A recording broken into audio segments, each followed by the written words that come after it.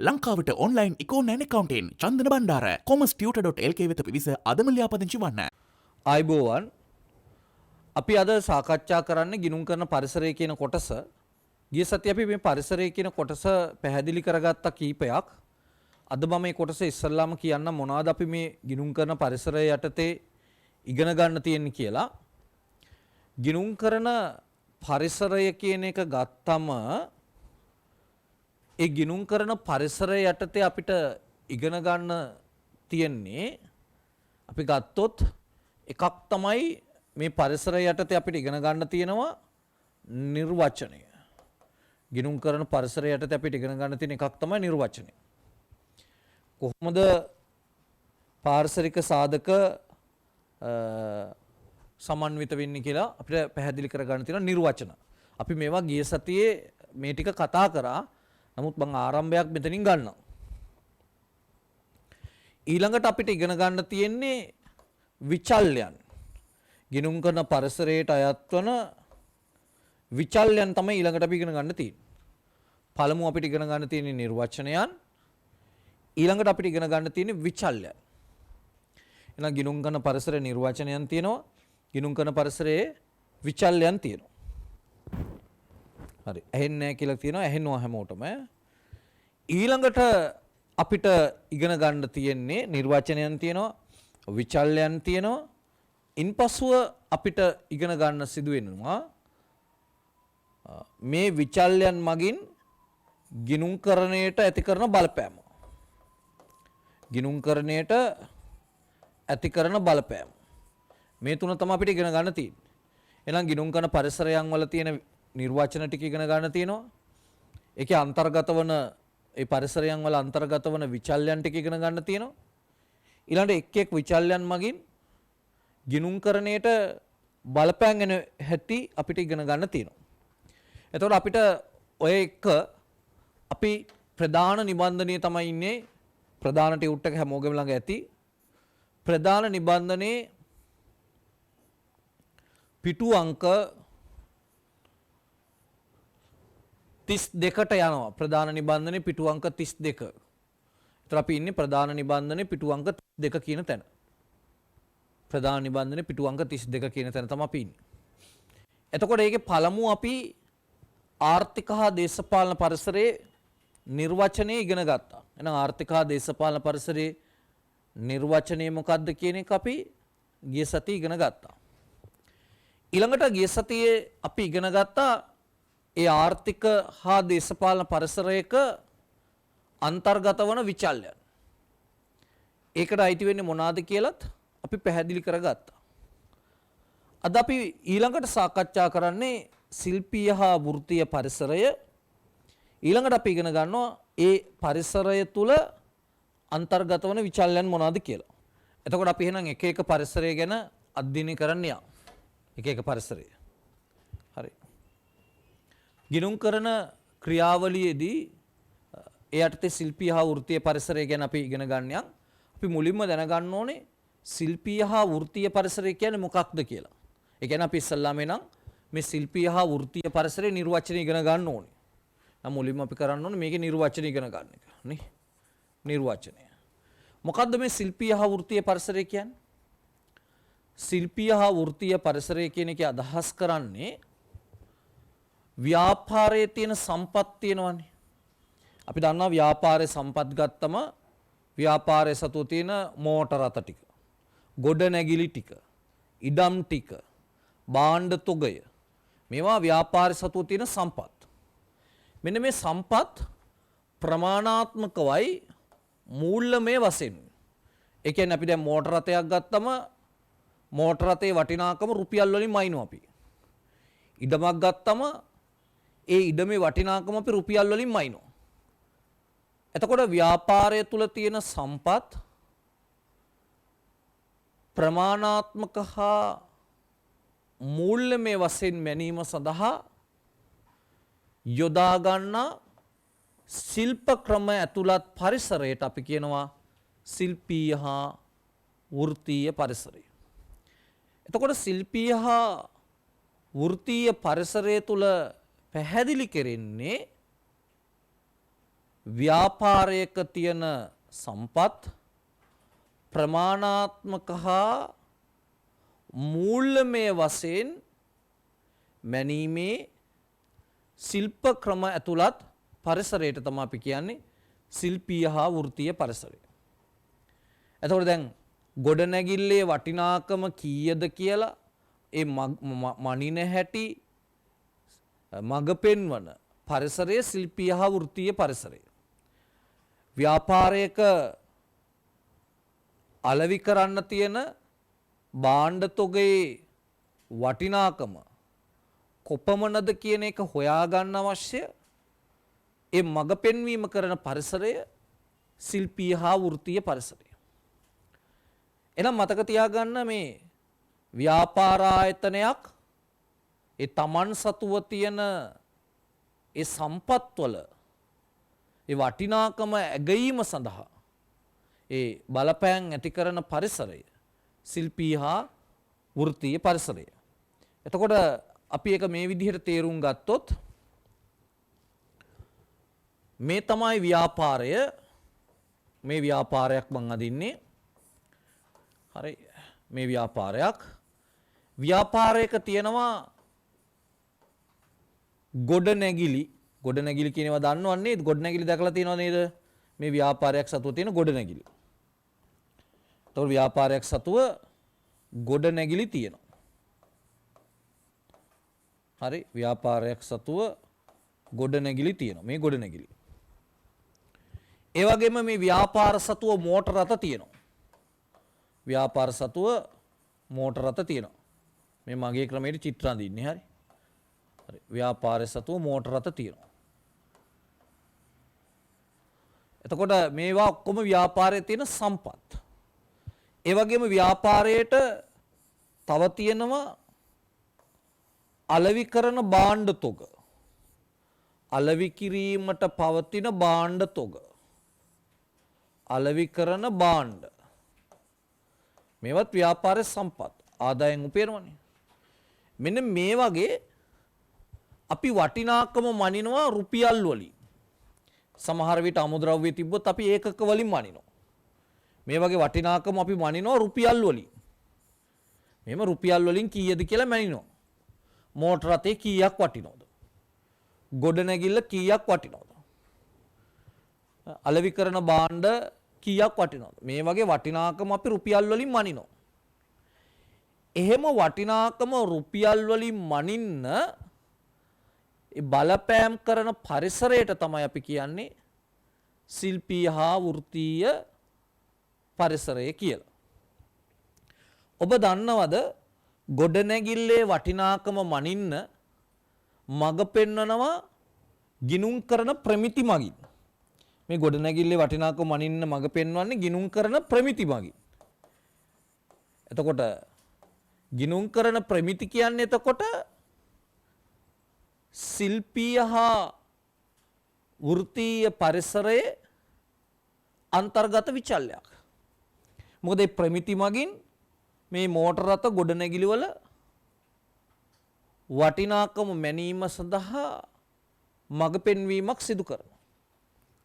ඒ නිසා මේ ශිල්පීය හා වෘත්තීය පරිසරය ඇතුළත් එක විචල්යක් තමයි ගිනුම් කරන ප්‍රමිති.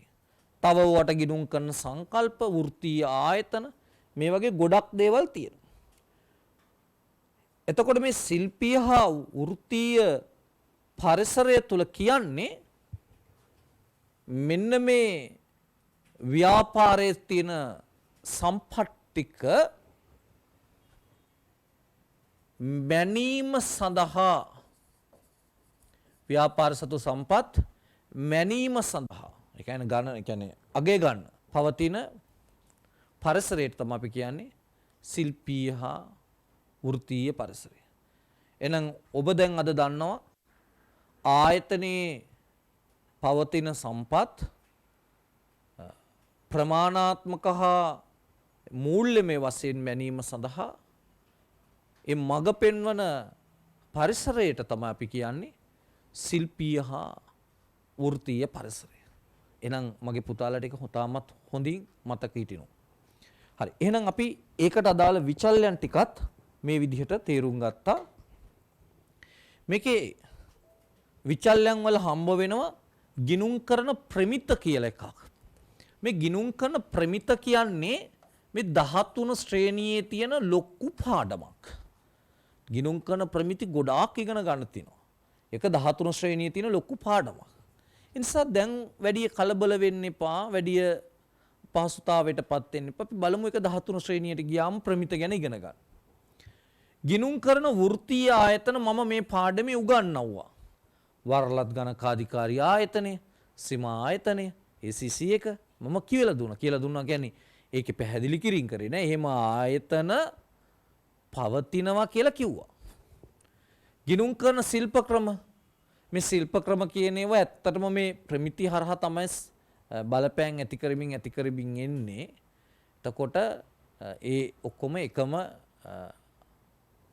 වට්ටෝරුවක්, එකම කතාවක්. හරි. ඉතින් එහෙනම් ශිල්පීය හා වෘත්තීය පරිසරයේ ඔබ මුලින්ම ඉගෙන ගත්තා නිර්වචනය. මේ ඔබ ඉගෙනගෙන තියෙන නිර්වචනය. එතකොට මේ තියෙන්නේ ඒකට අදාළ වන විචල්යන්.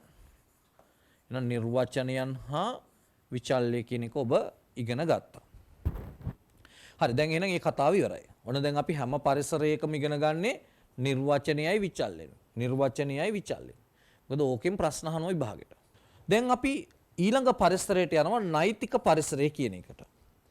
හැම කෙනෙක්ම දැනගන්න ඕන මොකද්ද නෛතික පරිසරය කියලා කියන්නේ.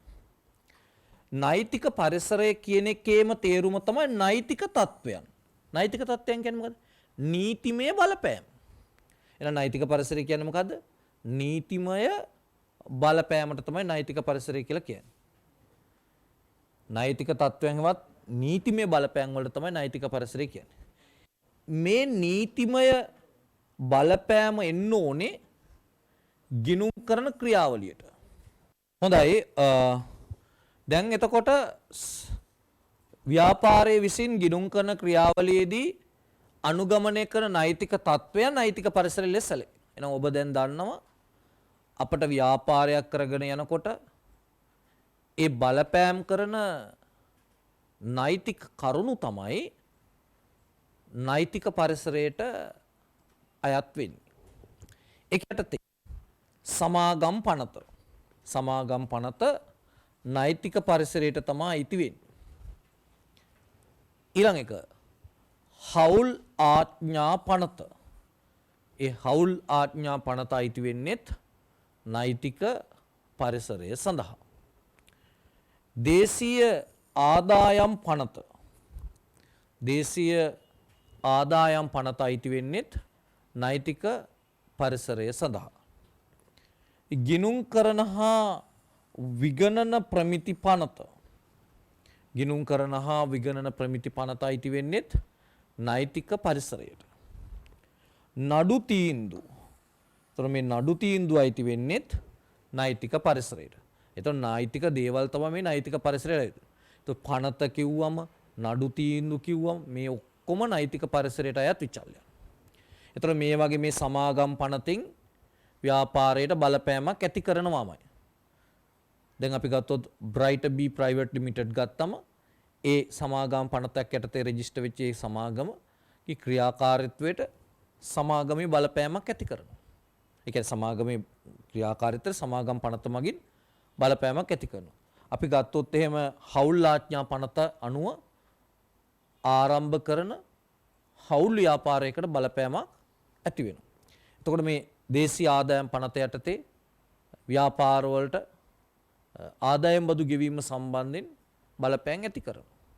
අන්න ව්‍යාපාරවලට බලපෑම් ඇති කරනවා එහෙනම් නෛතික පරිසරය හරහා.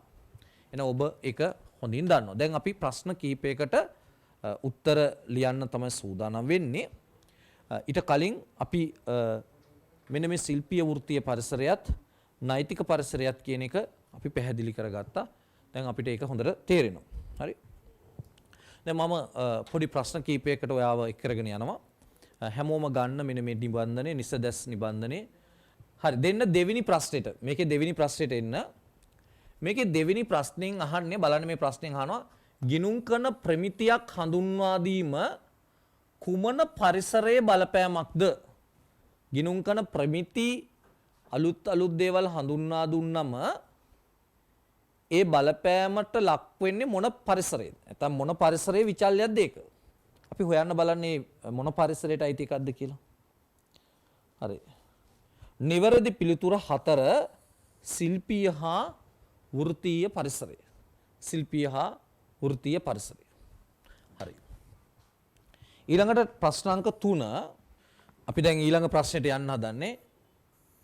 මේ ටියුට් එකේ මං හිතන්නේ ඒ ප්‍රශ්නය නැතුව ඇති. ඊළඟ ටියුට් එකට යන් හරිද? මේ තියෙන්නේ ප්‍රශ්නේ. හරි. මේ තියෙන නෛතික පරිසරයට අයත් විචල්යන් 4ක් සඳහන් කරන්න කියලා තියෙනවා. මෙන්න ප්‍රශ්නේ. ප්‍රශ්නේ 25. ප්‍රශ්නාංක 25 නෛතික පරිසරයට අයත් විචල්යන් 4ක් සඳහන් කරන්න. හරි. එතකොට එක විචල්යකට ලකුණු එක බැගින් ලකුණු 4ක් හම්බ වෙනවා. මේකට ඕන දාගන්න ලකුණු 4යි. ලකුණු 4යි. එතකොට විචල්යන් 4ක් ලියන්න ඕනේ. මොකද විභාග ශාලාවේදී MCQ 50ක් තියෙනවා. මේ වගේ ප්‍රශ්න 50ක්නේ. ඒ කියන්නේ MCQ 50යි. MCQ 50න් එක ප්‍රශ්නයකට ලකුණු 4 බැගින් ලකුණු 200ක් හම්බ වෙනවා. MCQ පේපරේ ලකුණු 200යි. හරි. රචනා පේපරේට 200යි ඔක්කොම ලකුණු 400යි. 400 4න් බෙදලා තමයි ඔයාලගේ ලකුණු තීරණය කරන්නේ. එතකොට මේකට ලකුණු 4ක් හම්බ වෙනවා. කරුණු 4ක් ලියන්න ඕනේ. හරි. හරි. අපි ලියමු බලන්න. ඔන්න මේ බලන්න. මේකකින් බලලා ලියන්න. 2007 අංක 7 දරන සමාගම් පනත. එහෙනම් මුලින්ම ලියන්න 2007 අංක 7 දරන සමාගම් පනත. හරි. එතකොට ලියන්න පුළුවන් 2007 අංක 7 දරන සමාගම් පනත. එහෙනම් පළවෙනි එක ඕන උත්තරයක් වශයෙන් සමාගම් පනත. අංක 7 දරන සමාගම් පනත. හරි අපි දෙවෙනි එක බලමු. අපිට දෙවෙනි එක කියන්න පුළුවන් 1890 හවුල් ආඥා පනත. එහෙනම් ඔන්න දෙවෙනි එක 1890 හවුල් ආඥා පනත. හවුල් ආඥා පනත. හරි අපි තුන්වෙනි එක කතා කරමු දේශීය ආදායම් පනත. දේශීය ආදායම් පනත. දේශීය ආදායම් පනත. දේශීය ආදායම් පනත. හරි. හතරවෙනි එක අපි කතා කරමු ගිණුම් කරන හා විගණන ප්‍රමිති පනත. එහෙම නැත්නම් නඩු තීන්දුව. එහෙම ගන්නත් පුළුවන්. නඩු තීන්දුව. මොනවා හරි 4ක් ලියන්න ඕනේ මෙතන. විචාලයන් 4ක්. නඩු තීන්දුව. හරි මේ තමයි තාක්ෂණික පරිසරයට අයත් වන විචාලයන්. හරි. මේ නිබන්ධනයේට අයිති වන 25 වෙනි ප්‍රශ්නේ කරේ. මේ නිබන්ධනයේට අයිති 25 වෙනි ප්‍රශ්නේ කරේ. මම මේක තමයි කිව්වේ. හරි ඊළඟට එන්න 27 වෙනි ප්‍රශ්නෙට. නිබන්ධනයේ තියෙන 27 වෙනි ප්‍රශ්නේ. මේ නිබන්ධනයේ තියෙන 27 වෙනි ප්‍රශ්නේ. ශිල්පීය හා වෘත්තීය පරිසරයට අයත් විචල්යන් 4ක් සඳහන් කරන්න කියලා තියෙනවා. ඒතර ඔයාලට පේනවා මෙතන මේ විචල්යන් 4ක් සඳහන් කරන්න කිව්වම ශිල්පීය හා වෘත්තීය පරිසරයට අයත් ඔබට මේක ලියන්න පුළුවන්.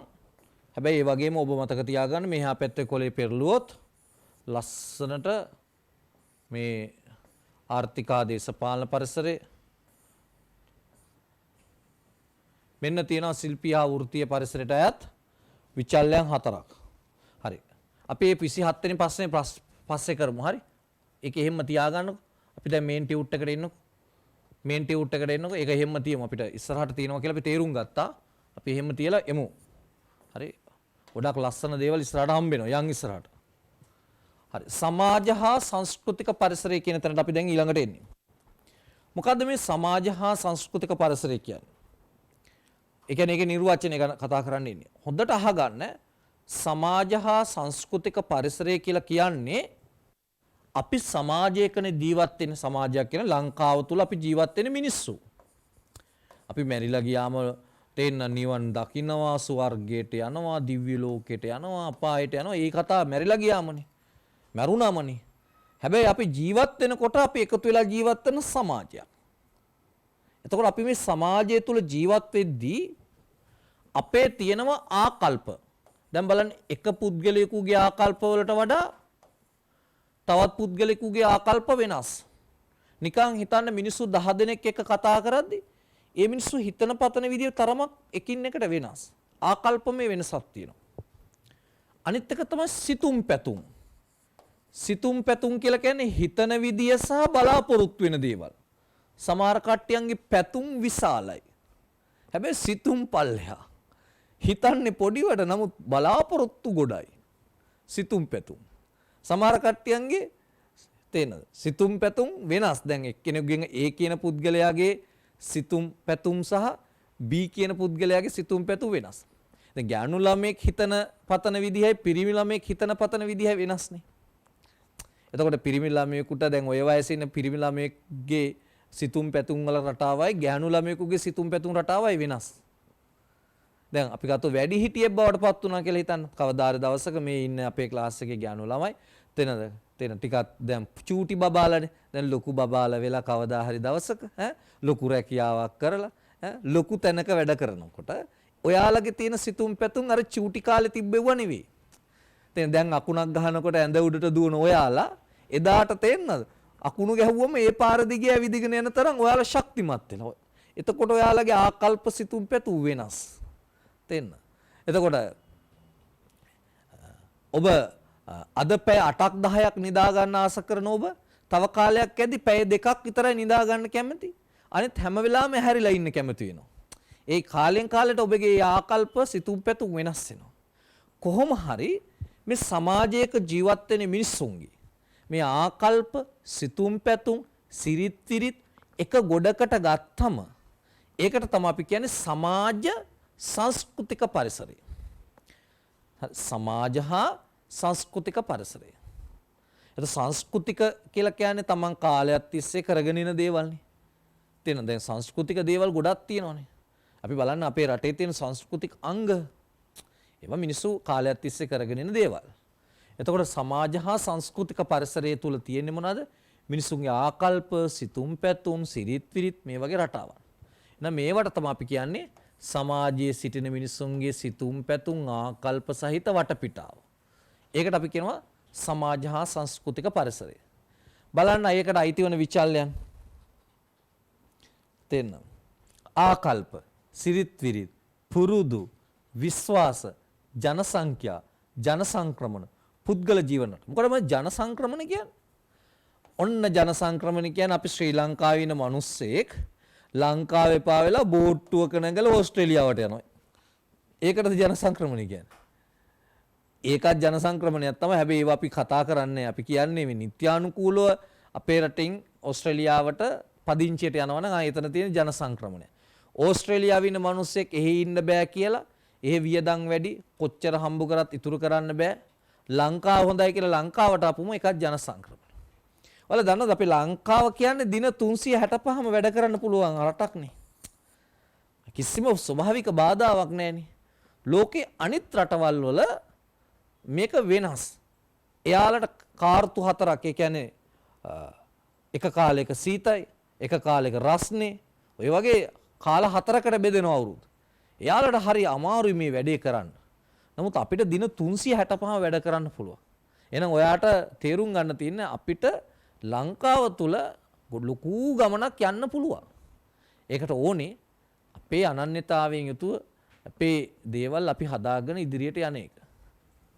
හරි. ඊළඟට අපි යනවා තාක්ෂණික පරිසරය කියන එකට. තාක්ෂණික ඒක ඔය ටියුට් එකේ print වෙලා නැහැ. ඒ නිසා අපි යටින් ලියාගමු තාක්ෂණික පරිසරය. ඔය ටියුට් එකේ print කරලා නැහැ මම ඒක.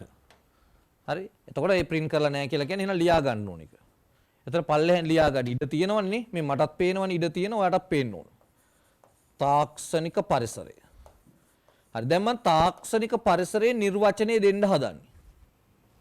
තාක්ෂණික පරිසරයේ නිර්වචනය දෙන්න හදන්නේ. හරි අපි බලමු තාක්ෂණික පරිසරයේ නිර්වචනය මොකක්ද කියලා මගේ පුතේ. ඔන්න හොඳට අහගන්න තාක්ෂණික පරිසරයේ නිර්වචනය. හරි. ආර්ථිකය තුල සිදුවන නව ලියාගන්න මගෙත් එක දරුවනි ආර්ථිකය තුල සිදුවන නව තාක්ෂණික වෙනස් වීම ආර්ථිකය තුල සිදුවන නව තාක්ෂණික වෙනස් වීම තාක්ෂණික පරිසරයට අයත් වේ. ආර්ථිකය තුල සිදුවන නව තාක්ෂණික වෙනස් වීම තාක්ෂණික පරිසරයට අයත් වේ. හරි. විචල්යන් මේකේ දෙක තුනක් ලියා ගන්න මොකද පල්ලෙහා ගොඩාක් තියෙන පාඩම් කරගන්න අපිට විචල්යන්. හරි. හරි මේකට අයිති වෙන විචල්යන් අපි බලමු. මොනවාද සාමාන්‍ය විචල්යන්? එකක් තමයි දැන් තාක්ෂණික පරිසරයට අයත් වන විචල්යක් ලෙස අපිට ගන්න පුළුවන් පුතේ පරිගණක තාක්ෂණය. දැන් පරිගණක තාක්ෂණය ආපු නිසා ව්‍යාපාරයට බලපෑමක් වුණාද නැද්ද? වුණානේ. ඉස්සර පුතේ අත්හුරු ක්‍රමයටනේ තිබ්බේ.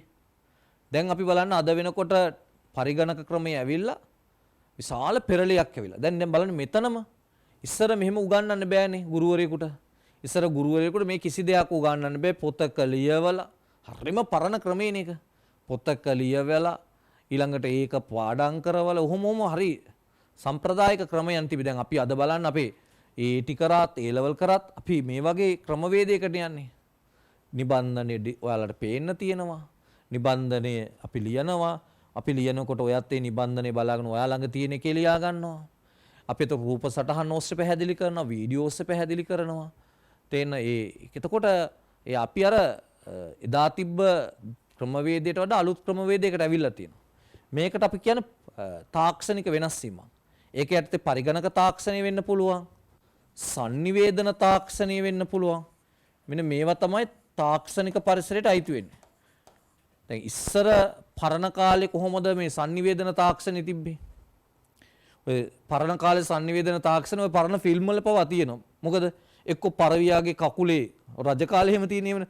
පරවියාගේ කකුලේ මැසේජ් එකක් දානවා. හෙට ලෑස්ති වෙන්න මම එනවා රාජධානියට. එහෙම නෙවෙයි තියෙන්නේ.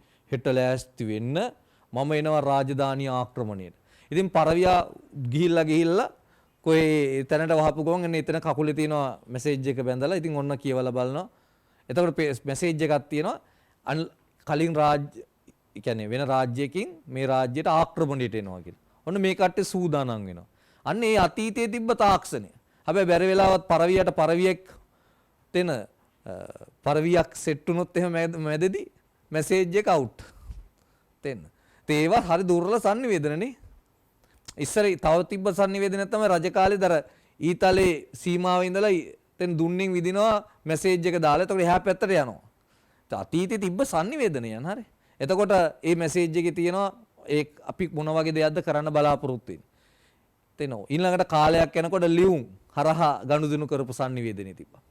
ඊළඟට තව කාලයක් යනකොට අර ජංගම දුරකථන එන්න කලින් තෙන ස්ථාවර දුරකථන පදනම් කොටගෙන sannivedanayak තිබ්බා. ඊළඟට ජංගම දුරකථන හරහා sannivedanaye සාමාන්‍ය මැසේජ් එකක් දාන ක්‍රමය. ඊට අමතරව දැන් WhatsApp. දැන් බලන්න දැන් ඇවිල්ලා තියෙන sannivedana තාක්ෂණය. මේ මෙහෙම කරනකොට දැන් මෙතන sannivedanaයන්නේ. මම මෙතන කතා කරනවා මේ වෙලේම ඔයාටත් ඇහෙනවා.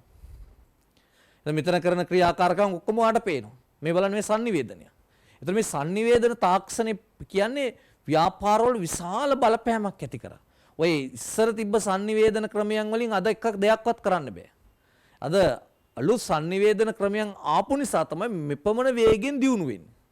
මොකද ලෝකයේ දියුණු වීමේදී වැදගත්ම කරුණ තමයි sannivedana. එක්කෙනෙකුගේ පණිවිඩයක් තව කෙනෙකුට වේගයෙන් කොහොමද ලබා දෙන්නේ? ඒක තමයි වැදගත්ම කරුණ. ඒ sannivedana තාක්ෂණයේ දියුණු වෙන්න ව්‍යාපාර ඉතාමත් ඉහළින් දියුණු වෙනවා.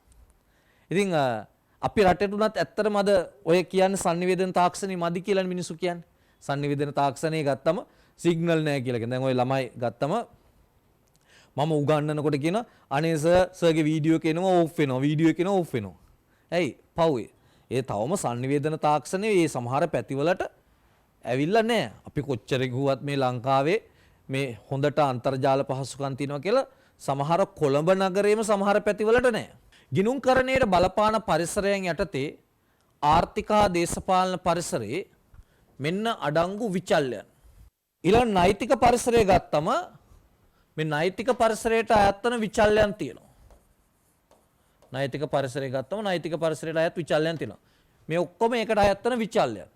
සමාගම් පනත, හවුල් ආඥා පනත, දේශීය ආදායම් පනත, විගණන ප්‍රමිති පනත, ලියාපදිංචි කිරීමේ නීති, අධිකාරී පනත මේවා තමයි නෛතික පරිසරයට අයත් වන විචල්යන්. තාක්ෂණික පරිසරය ඒකට අයත් වන විචල්යන්. ඊළඟට ශිල්පීය හා වෘත්තීය පරිසරය ගත්තම ඒකට අයත් වන විචල්යන් මේ තියෙන. දැන් අපි විචල්යන් ටික අර නිර්වචනයෙන් දකුණු අත පැත්තේ ඉගෙන ගත්තා. හැබැයි එහෙම ඉගෙන ගත්තාට මෙතනත් ඒ විචල්්‍ය ටිකම තියෙනවා. ඔයාලා එතකොට මේ විචල්්‍ය ටික ඔක්කොම අවබෝධයක් ලබා ගන්න ඕන. පොඩ්ඩක් කියවලා පොඩි තේරුම් ගැනීමක් කරගන්න ඕන. තේරුම් ගැනීම කියන්නේ මේකේ අදහස් නෙවෙයි. මේ වචන පොඩ්ඩක් හුරු කරගන්න ඕන. එච්චරයි. වෙන මොනවත් නෙවෙයි. හරි. මේවා ටිකක් ඔබට ඉස්සරහට යන්න හුරු වෙනවා. මොකද දැන් පොඩ්ඩක් බලාගෙන යන්න. සමාජ සංස්කෘතික පරිසරයේ විචල්යන් මේ තියෙන. හරි. මේ තමයි විචල්යන්. දැන් එතකොට අපි නිර්වචන පහ දන්නවා, විචල්යන් දන්නවා. දැන් පරිසරයන් කීයක් තියෙනවද? ආර්ථික හා දේශපාලන පරිසරය, සමාජ සංස්කෘතික පරිසරය, නෛතික පරිසරය, ශිල්පීය හා වෘත්තීය පරිසරය, තාක්ෂණික පරිසරය. මේ පහටම නිර්වචන දන්නවා. මේකේ තියෙන විචල්යන් ටික දන්නවා. ඔන්න අපි දැන් හදාගෙන තියෙන නිපුණතාවය. හරි, දැන් තමයි අපි නැවත ප්‍රශ්න සාකච්ඡා කරන්න යන තැන. මෙන්න ටියුට් එක. මොකද්ද මේ ටියුට් එක? මෙන්න මේ නිබන්ධනය. මේ නිබන්ධනය. මේ නිබන්ධනයේ ප්‍රශ්නාංක 27. මෙන්න මේ ටියුට් එකේ ප්‍රශ්නාංක 27. ලංකාවට ඔන්ලයින් ඉකෝනෑන් එකකවන්ටෙන් චන්දන බණ්ඩාර commercetut.lk වෙත පිවිස අදම ලියාපදිංචි වන්න. හොඳයි, දැන් අපි එන උත්තර ලියමු. මෙන්න ප්‍රශ්න ටික 27. 27 ඉස්සලා තවත් ප්‍රශ්න කීපයක් තිබ්බ කලිනුත්. ඒකත් එක්කම ලියාගෙන එමු. හරි. 26 මුලින්ම 26ට ලියන්න. 26ට උත්තරේ තාක්ෂණික පරිසරයට අයත් විචල්යන් 4ක් සඳහන් කරන්න. ලකුණු 4යි. ලකුණු 4යි. හරි. 26 තාක්ෂණික පරිසරයට අයත් විචල්යන්. 1. පරිගණක තාක්ෂණය. පරිගණක තාක්ෂණය. පරිගණක තාක්ෂණය. ඊළඟට sannivedana තාක්ෂණය. sannivedana තාක්ෂණය. sannivedana තාක්ෂණය. 3. මිනිස් ශ්‍රමය වෙනුවට යාන්ත්‍රික භාවිතය. මිනිස් ශ්‍රමය වෙනුවට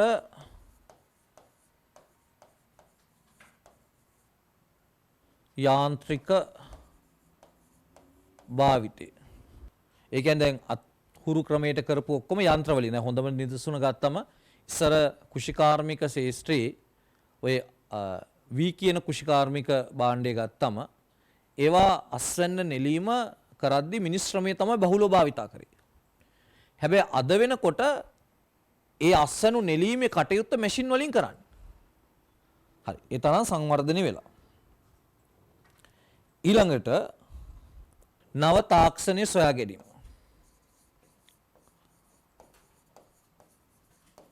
නව තාක්ෂණය සොයා ගැනීම. ඊළඟට ශිල්පීය හා වෘත්තීය පරිසරයට අයත් විචල්යන් අපිට ලියන්න තියෙනවා. එයට ගිණුම් කරන ප්‍රමිති, ගිණුම් කරන ශිල්ප ක්‍රම. දැන් මේක කොහෙද තියෙන්නේ මේ බලන්න මේ. මේක ඕනනම් අපිට ප්‍රධාන නිබන්ධනයේ ගිහිල්ලා මෙන්න මෙතනින් ওই ප්‍රශ්නේ හදලා තියෙන්නේ මේ. මෙන්න මෙතනින්. ශිල්පීය හා වෘත්තීය පරිසරය මෙතනින් ප්‍රශ්නේ හදලා තියෙන්නේ මේ. මේකට මෙන්න මේ ටික ලියන්න තියෙන්නේ. හරි. ලියමු අපි ඒ ටික උත්තර. ගිණුම් කරන ශිල්ප ක්‍රම. ගිණුම් කරන ශිල්ප ක්‍රම. ගිණුම් කරන ශිල්ප ක්‍රම. තොග අගය කිරීම. තොග අගය කිරීම. ගිණුම් කරන වෘත්තීය ආයතන. ගිණුම් කරන වෘත්තීය ආයතන. මෙන්න මේවා තමයි අපි ශිල්පීය හා වෘත්තීය පරිසරයට අයත් විචල්යන් ලෙස දකින්න. ශිල්පීය හා වෘත්තීය පරිසරයට අයත් විචල්යන් ලෙස දකින්න ඕවා. හරි. ඊළඟට 28. සමාජ හා සංස්කෘතික පරිසරයට අයත් විචල්යන් මොනවාද කියලා අහනවා. සමාජ හා සංස්කෘතික පරිසරයට අයත්. ඒ යටතේ තියෙනවා ආකල්ප. ආකල්ප. හරි. ඊළඟට සිරිත් විරිත්. පුරුදු. විශ්වාස. ජීවන රටා. ජන සංක්‍රමණ. මෙන්න මේවා තමයි සමාජ හා සංස්කෘතික පරිසරයට අයත් විචල්ය. හරි දැන් අපි ප්‍රධාන නිබන්ධනයේ ප්‍රශ්න කීපයක් තියෙනවා කරන්න අපි ඒකට එමු ඈ. දැන් ඔන්න එතකොට අපි නිර්වචනය දන්නවා ඒ වගේම අපි දන්නවා ඒ පරිසරයේ එක් එක් පරිසරයට අයත් වන විචල්යන්. පරිසරයට අයත් වන විචල්යන් ටික අපි දැන් දන්නවා. පිටු අංක 36ට යන්න. පිටු අංක 36. මෙතන පිටු අංක 36. පිටු අංක 36 26 වෙනි ප්‍රශ්නේ. පිටුවක් පිරෙන්නම් ප්‍රශ්නේ තියෙනවා. අණු අංක 15ක් එක තියෙන්නේ. ඔබට තියෙන්නේ මොන පරිසරයට අයත්ද කියලා නම් කරන්න. ඒකට දැනුම තමයි අපි අද කරපු පිටු අංක 33 සහ 34. ඕනනම් 32කින් ගන්නත් පුළුවන්. එතකොට ඔබ 32, 33, 34 පිටු වලින් දැනුම හොයාගෙන මොන පරිසරයට අයත් වෙනවද කියලා ලියන්න ඕනේ. අපි බලමු අණු අංක 15කින් ඔබට කීයක් හරියනවද කියලා. හරියටම මම විනාඩි 10ක් දෙනවා කරන්න. හැබැයි මේ විනාඩි 10 තුල ඔබ 15ම කරන්න ඕනේ. මම බලාපොරොත්තු වෙනවා මේ 15න් 8කට වඩා වැඩියෙන් හරියයි කියලා. ඔයාලට 15න් 15ම හරියනවා නම් ඔබ සුපර්. මම භාගේ බලාපොරොත්තු 8කට එහා හරියන ළමයි ප්‍රමාණය 8ක් හෝ ඉන්න එහා 8කට වඩා අඩු වුණොත් එයාලා මේ නෝට් එක හොඳට පාඩම් කරන්න ඕන. 8කට වඩා වැඩි කියලා කියන්නේ හොඳයි. හරි බලමු උත්සාහ කරලා. හරි මේකේ අහන පහත දැක්වෙන සිදුවීම් කවර ගිණුම් කරන පරිසරයකට අයත්දයි දක්වන්න කියලා. දැන් ඔයාලට පේනවද බලන්න මෙතන පල්ලෙහෙන් ලියන්න ඉඩ තියලා තියෙන්නේ. ඔයාලා සාමාන්‍යයෙන් අරක ඉස්සරහෙම ලියන්නේ නැති. ඒ කියන්නේ අයිතම ඉස්සරහෙම ලියන්නේ නැති. නමුත් මේ පල්ලෙහෙන් ඉඩ තියලා තියෙන ඔයාලා ලියන්න. හරි පල්ලෙහෙන් ඉඩ තියලා තියෙන. ඉතින් තමන් කොහොම ලිව්වත් මට ප්‍රශ්නයක් නැහැ. නමුත් පහළ ඉඩ තියලා තිබ්බේ. හරි දැන් මම පැහැදිලි කරගෙන යන්නම් මොන පරිසරයටද කියලා. හරි දැන් හරි දාගන්න ඕනේ. හරි නම් මම මේ කියන එක. ගිණුම් කරන ප්‍රමිති වල වෙනස් වීම. හරි මේකට එන්න ඕනේ ශිල්පීය හා වෘත්තීය පරිසරය. මේ කියන එක හැර වෙන එකක්වත් එන්න බෑ. වෙන විකල්ප උත්තර නැහැ. එක උත්තරේ තියෙන්නේ. ශිල්පීය හා වෘත්තීය පරිසරය. එච්චරයි. තොගාගේ කිරීමේ ශිල්ප ක්‍රමයේ වෙනස් වීම. ඒකට එන්න ඕනේ ශිල්පීය හා වෘත්තීය පරිසරය. ශිල්පීය හා වෘත්තීය පරිසරය. ශිල්පීය හා වෘත්තීය පරිසරය. පරිගණක තාක්ෂණයේ භාවිතය. තාක්ෂණික පරිසරය.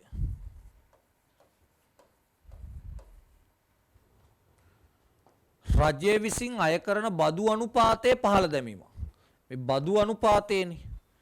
එහෙනම් ඒකට එන්න ඕනේ ආර්ථික හා දේශපාලන පරිසරය. ආර්ථික හා දේශපාලන පරිසරය. ආකල්ප වර්ධනය. ආකල්ප වර්ධනය කියලා කියන්නේ සමාජ හා සංස්කෘතික පරිසරය. සමාජ හා සංස්කෘතික පරිසරය. සිරිත් විරිත් මත රැකියාවලට පිටත්වන දිනය තුල ව්‍යාපාරය විවෘත කර පැවතීම. ඒකත් එහෙමයි. සමාජ හා සංස්කෘතික පරිසරය. සමාජ හා සංස්කෘතික පරිසරය. සමාජ හා සංස්කෘතික පරිසරය. හරි. ඊළඟ එක ගිණුම් කරන ප්‍රමිති පනත. ඒ කියන්නේ විගණන ප්‍රමිති පනත. ගිණුම් කරන නෙවෙයි විගණන ප්‍රමිති පනත. ගිණුම් කරනා විගණන ප්‍රමිති පනත. මේක නෛතික පරිසරය. පනතනේ. පනත කිව්වම නෛතික පරිසරය. හරි. ලියාපදිංචි කිරීමේ නීති. නීති කියලා කියන්නේ නෛතික පරිසරය. නෛතික පරිසරය. පනත කියන්නේ නෛතික පරිසරය.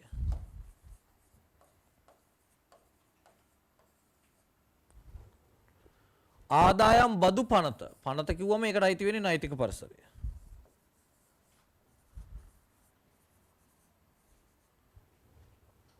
මේ බලන්න ආයතනය තුල වැඩ කරන මිනිසුන්ගේ විශ්වාස මේ ණය නයින් කරන්න ඇදහිලි පුරුදු. ඒ කියන්නේ ආයතනය තුල වැඩ කරන මිනිස්සු විශ්වාස කරන දේවල් බලපානවා. පුරුදු බලපානවා. ඇදහිලි අය ආයතනයට බලපානවා.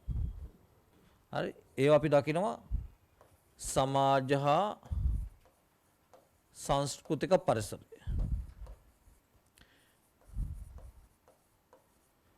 හරි ඊළඟට ජනගහන වර්ධනය. ජනගහන වර්ධනයක් කිව්වම එතන තියෙන සමාජ හා සංස්කෘතික පරිසරය.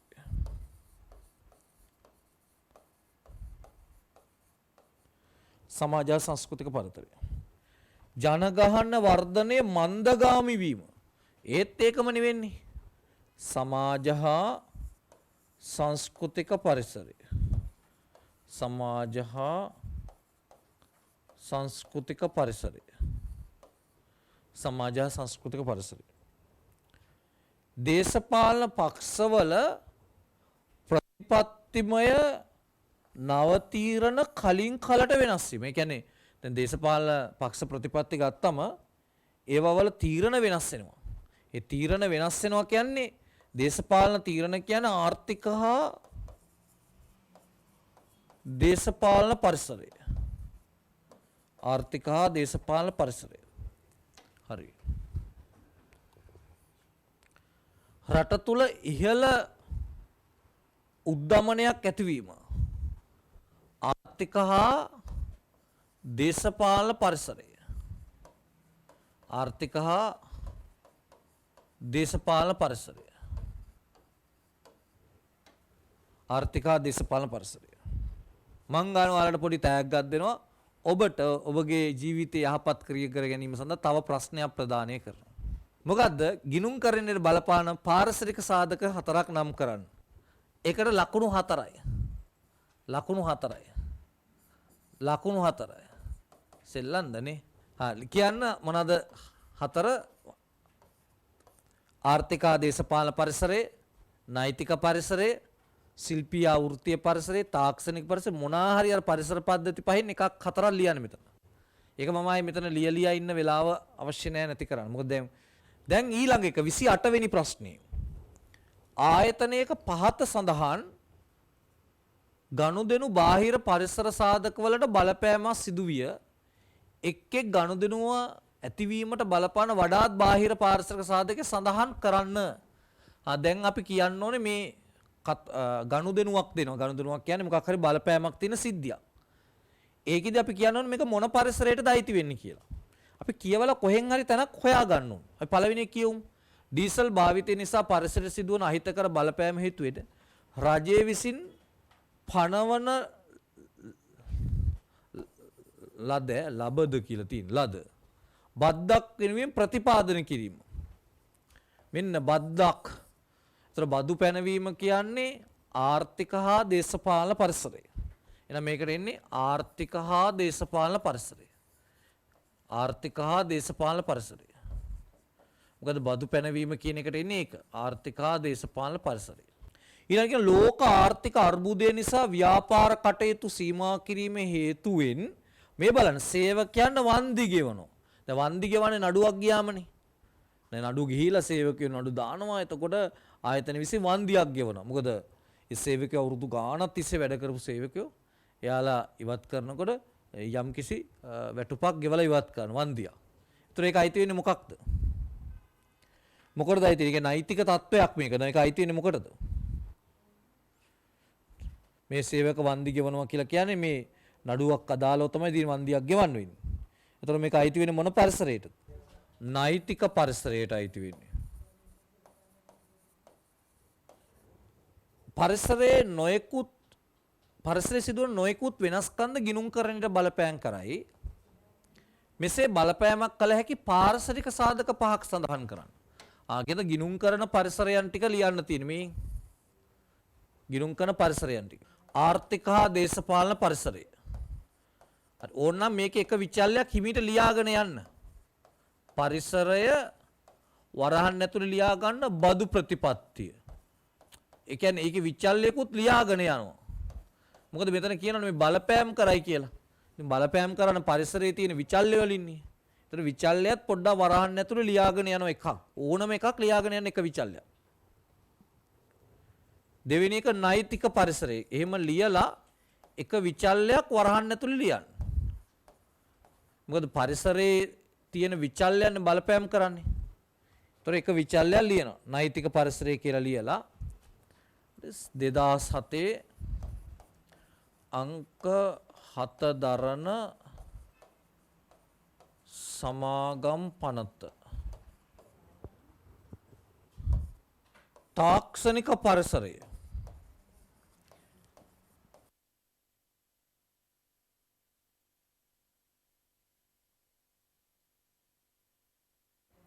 පරිගණක තාක්ෂණය පරිගණක තාක්ෂණය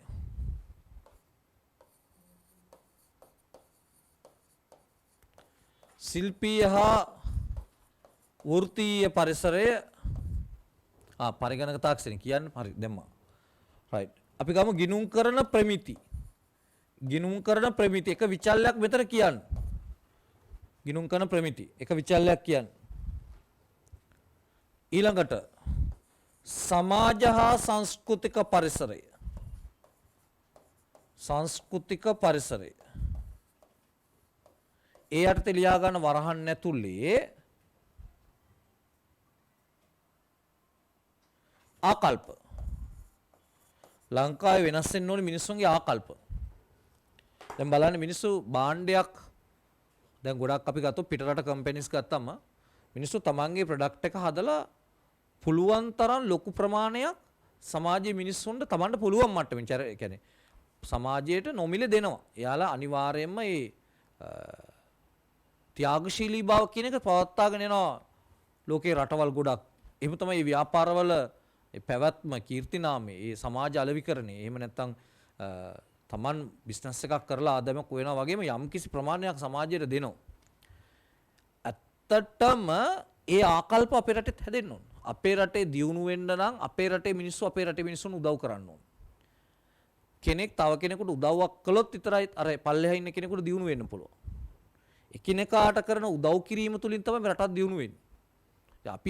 අපි දියුණු වෙනවා නම් මේ ආත්මාර්ථකාමීත්වයෙන් මිදිලා පරාර්ථකාමීත්වය කියන එක අපිට කොච්චර දුරට සමාජගත කරන්න පුළුවන්ද කියන එක මත දියුණු වෙන්න පුළුවන්. අපි බලන්නකො අපි මොකක් හරි කරොත් එහෙම කරන්න අනිත් එකාට ඕන දෙයක් වෙයන් කියලානේ.